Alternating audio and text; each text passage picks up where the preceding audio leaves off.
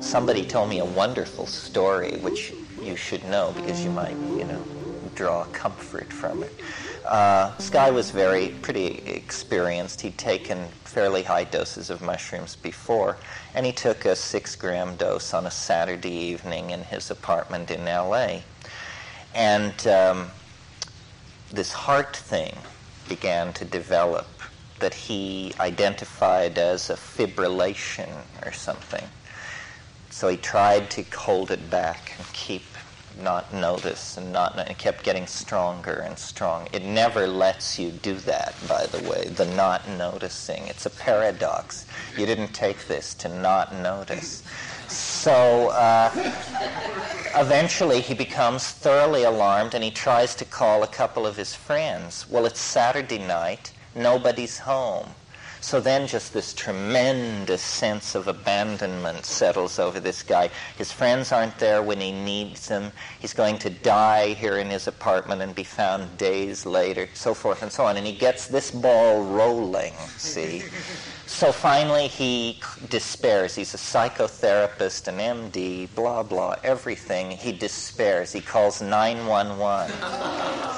So they come, they get him, they rush him to the hospital, they put him in a ward, by the time all this has happened, and he's gotten all this attention, and probably a little second he's feeling pretty good about it all.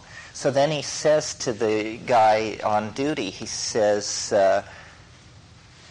I feel like I have to tell you, I took psilocybin mushrooms.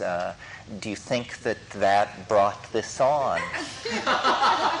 And the guy said, no, you had an anxiety attack. We get people with this all the time who don't know anything about psychedelic drugs. So, it isn't the drug you have to worry about, it's yourself. You have to discipline your hind brain. You have to be able to say, listen, shut up! We're going to come through this, just shut up about it. Because it's saying, but don't you think we should call somebody?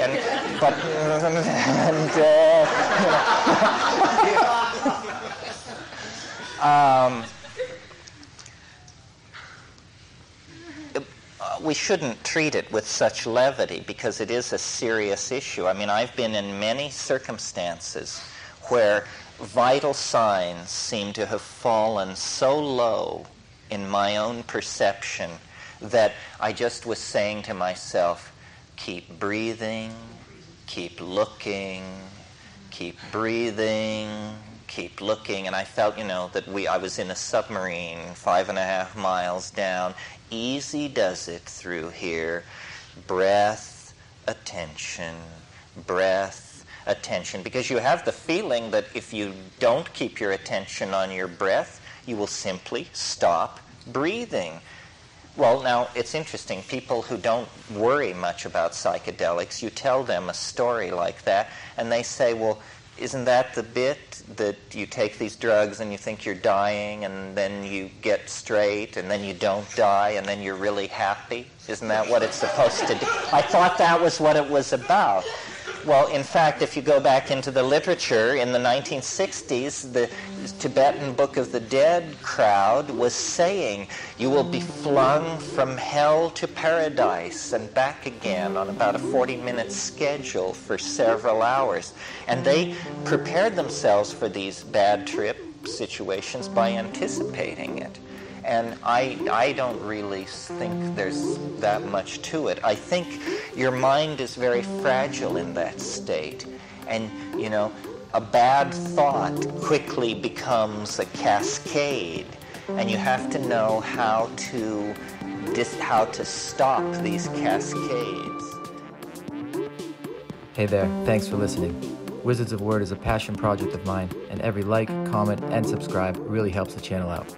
If you enjoyed this video or get something from it, please consider smashing that like button or giving a subscribe. I'd really appreciate it. Thanks.